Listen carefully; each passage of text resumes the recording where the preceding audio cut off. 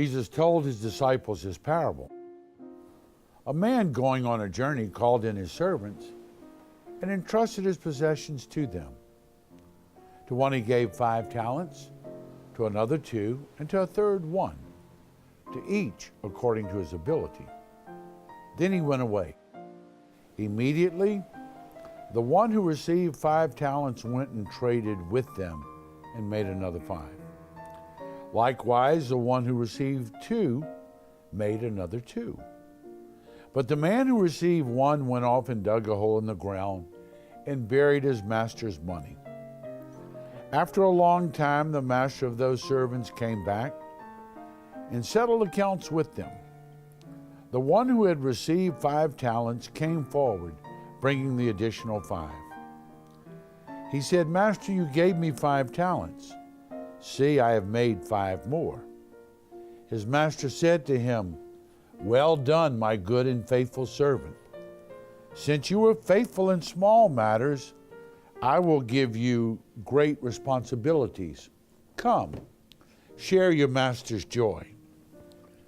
Then the one who had received 2 talents also came forward and said, "Master, you gave me 2 talents. See, I have made 2 more." His master said to him, "Well done, my good and faithful servant.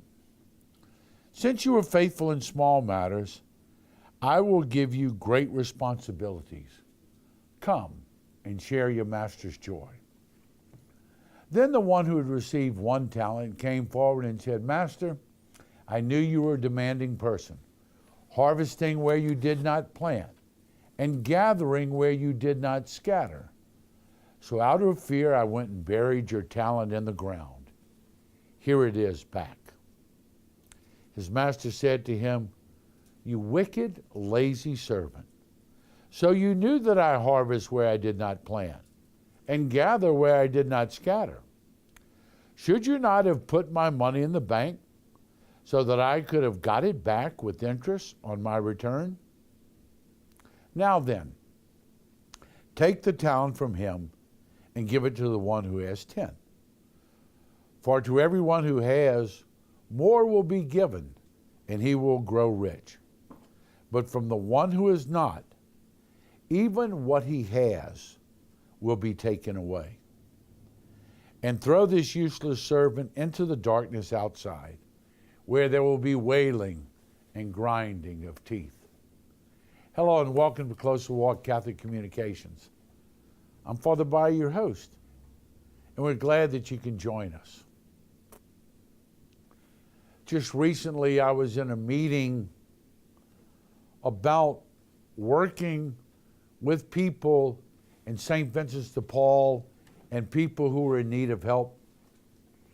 And someone from the state got up and said, "I was in a home the other day, and these people told me that they're the 3rd generation, that no one in their home has ever had an alarm clock. My mom and dad never had an alarm clock. My grandparents never had an alarm clock." You know what that says? They're the 3rd generation of people who are used to living life with the idea that they're owed a life. They're owed a living. They're owed a free cell phone. 3 generations. And no one they've ever known has had a job which required them to set an alarm clock and get up and go to work. This is not about government giveaway programs. This is about an entitlement mentality. And the entitlement mentality that we're talking about, and Don't worry, I'm not going political here. But it carries over. It carries over into our relationship with God. If everybody owes me, so does God. And if God doesn't give me what I want, then why would I ever want to pray? Why would I ever want to go to church? I mean, I needed something. I prayed to God. God didn't deliver. So what's your point? Why would you ever have a relationship with God if He's not going to give you everything that we want? And I maybe used this recently, but I've started to become more and more aware of how, especially in advertising, the whole thing is making sure we've pleased our children. That's what's important. That if we don't please our children, we are failing in our responsibility as parents to give them the right pizza, the right clothes, the right whatever. And this mentality is so very dangerous. When people are raised with a sense of entitlement, rather than being raised with a sense of gratitude, that it's our responsibility in life to give back.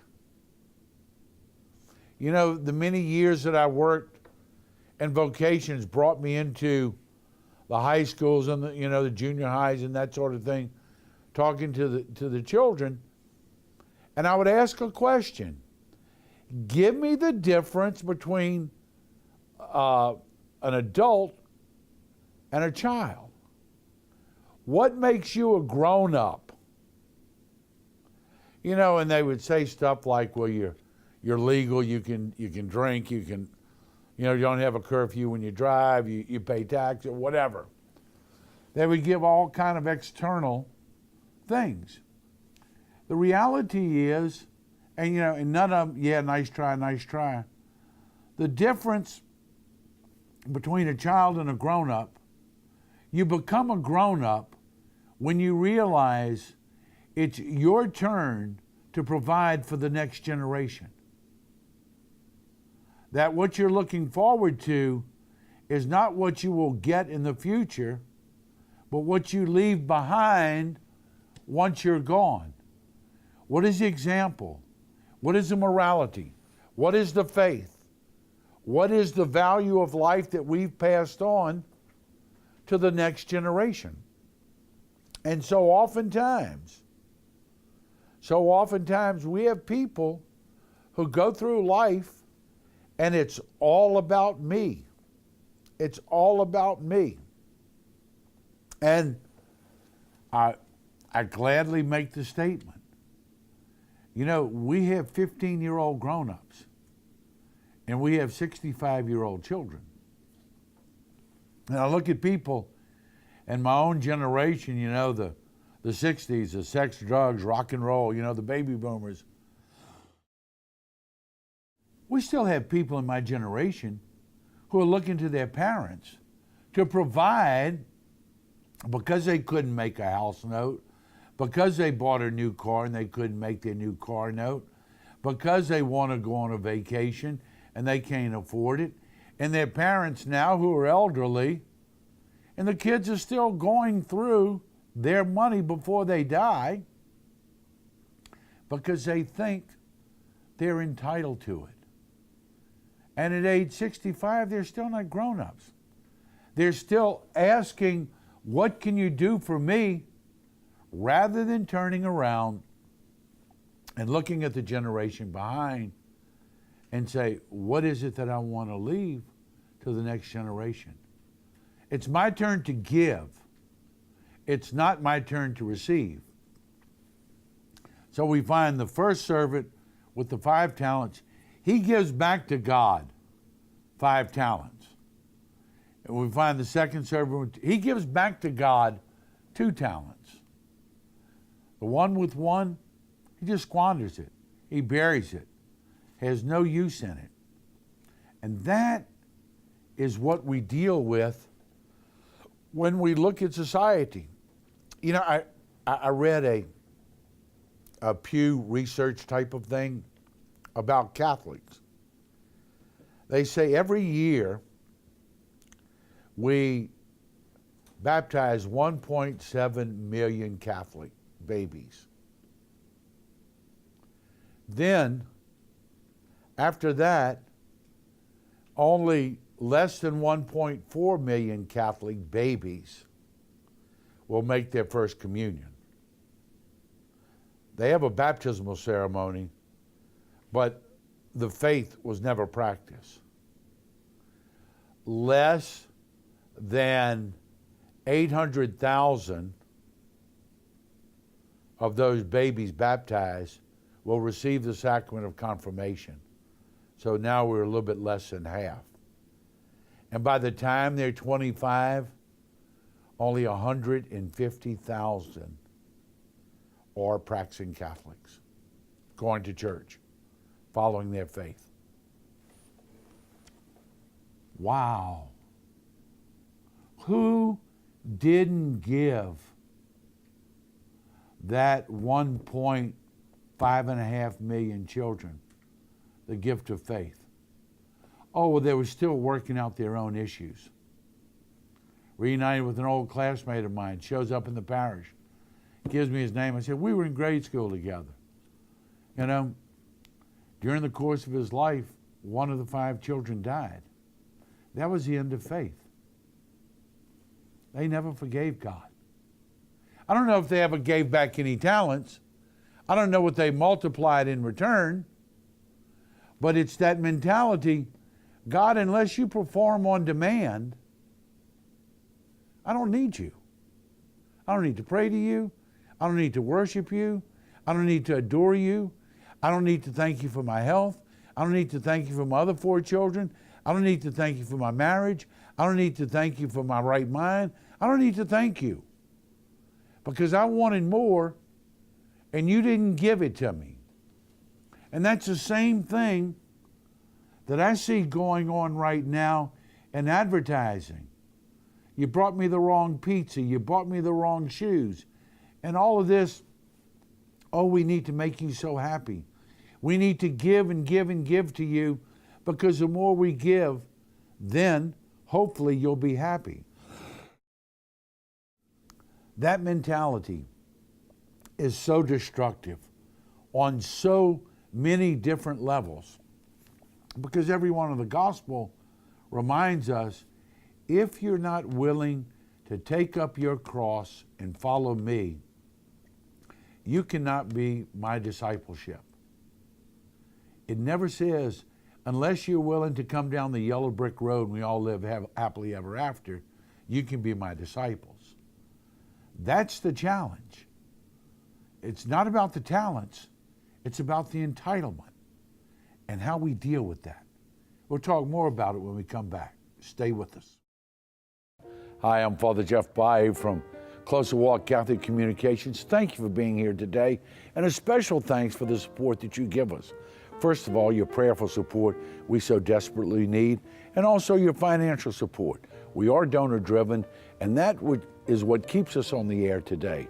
As you well know, the truth is in great demand and in very short supply, and mainstream media is not going to bring you the truth of the Gospels of our Lord Jesus Christ because that's not socially acceptable and it's not politically correct. Certainly we all realize that when this life journey's over, we don't stand before the Supreme Court, we stand before the throne of God. Therefore, with great clarity and great charity, to pronounce the truth of the gospel is important. Your prayers, your financial support enables us to do that. So we thank you, and may God bring you closer in your walk with the Lord each day. God bless you.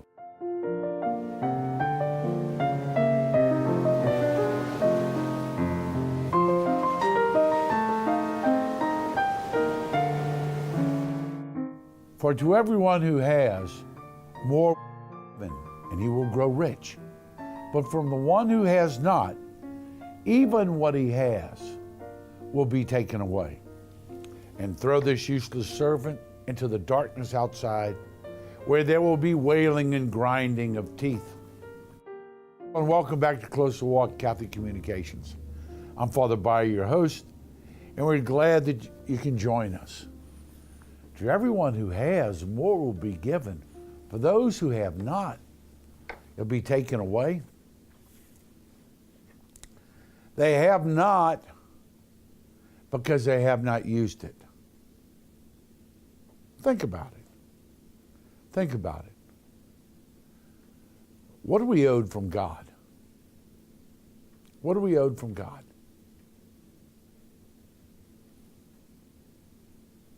Life, health, faith, long life, healthy children, for our children to outlive us. It's gift. It's not debt. It's gift.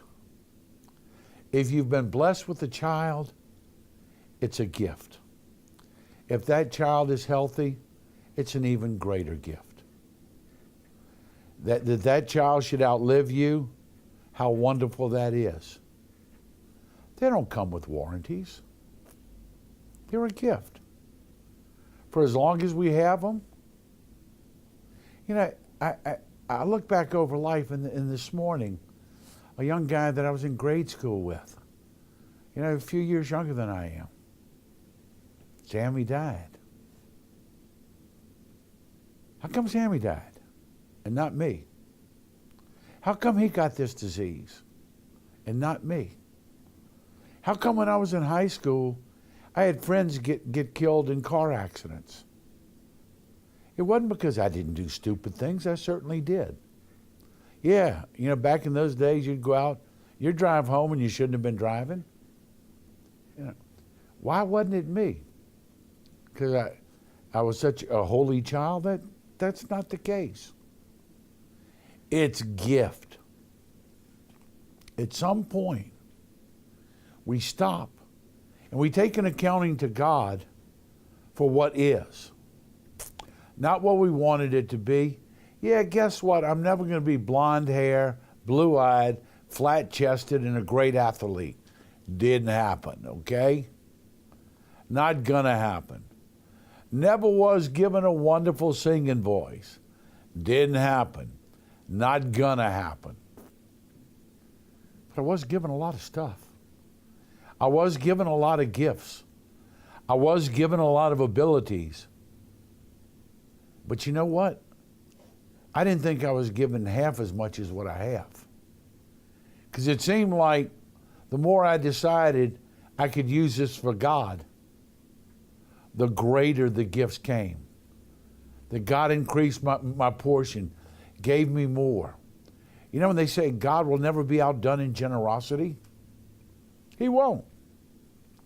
The more you give back to God, the more He multiplies what He's given you.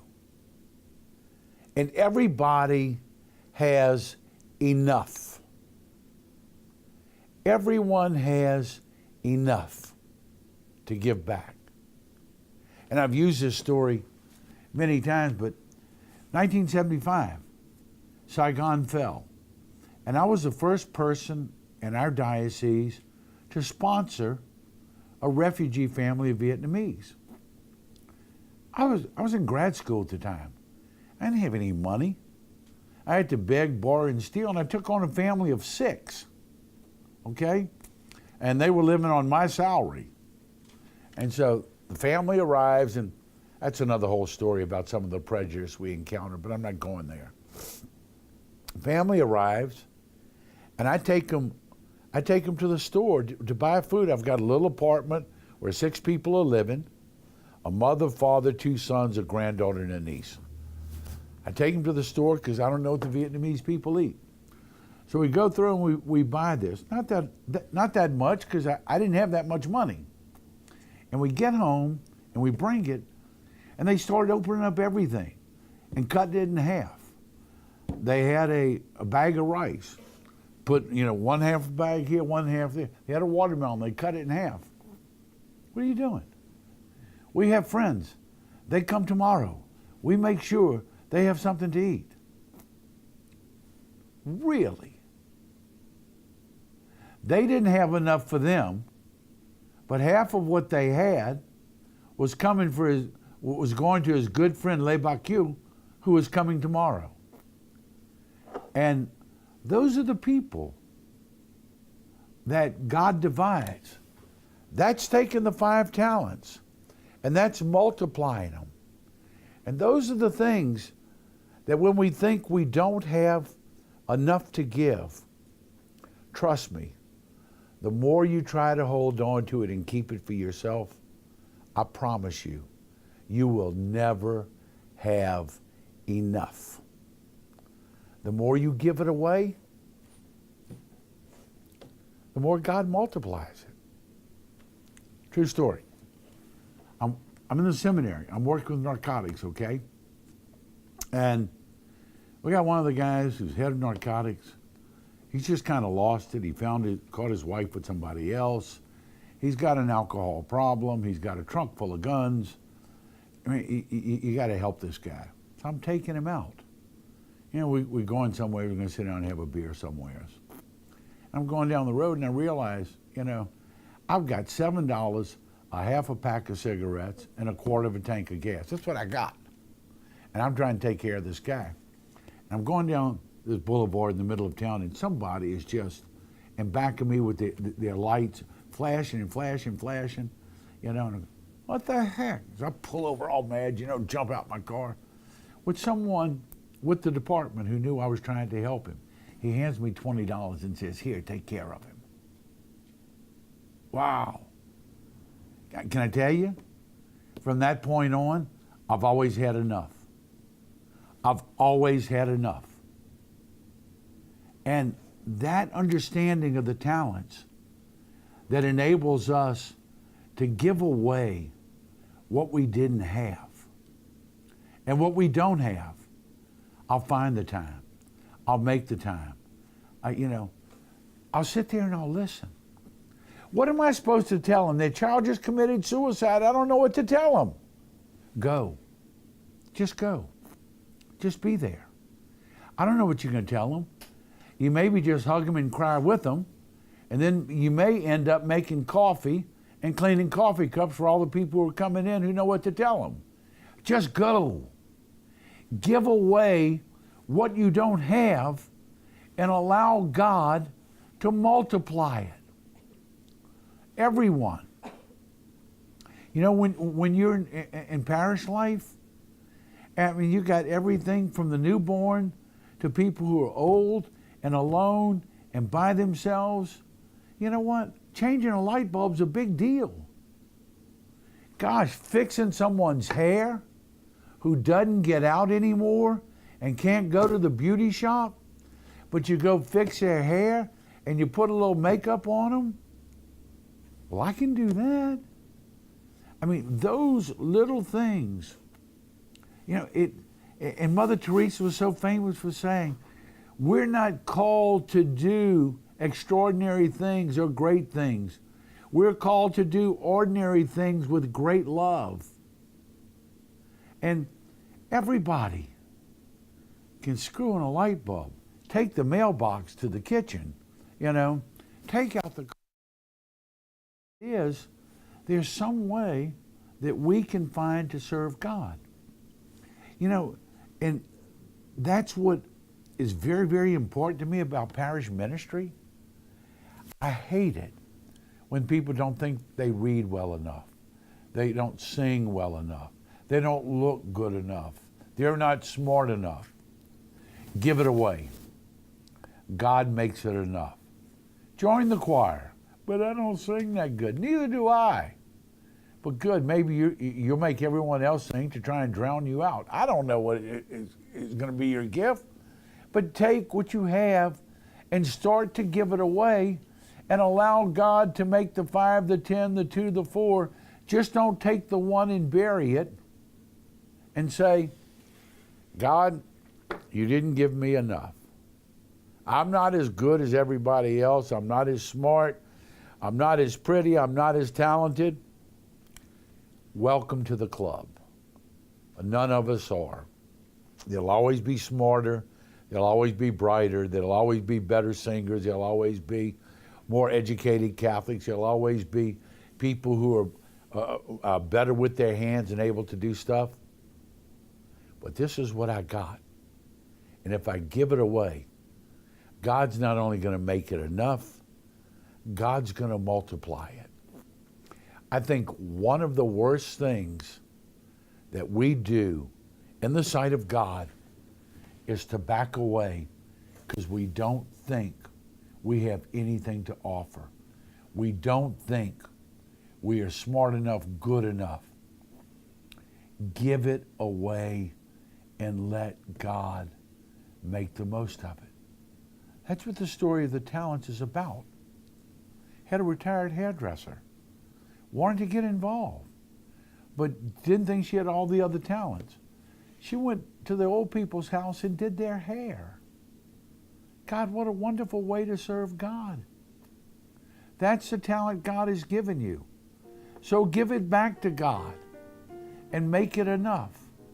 The understanding that when we realize we want to be grown-ups, we don't want to take anymore. We want to start giving.